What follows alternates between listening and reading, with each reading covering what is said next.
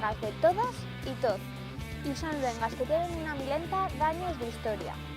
Y agora se son afogando. Con la ley de luengas do gobierno do 2010 ya era una ley esbazada, pero agora con a lei do Partido Popular e o PAR é unha lei que invisibiliza a realidad trilingüe de Aragón, la realidad del aragonés y do catalán, invisibilizando y clamando a estas dos luengas por otro nombre. La PAPI en o caso del aragonés y la PAU en o caso do catalán.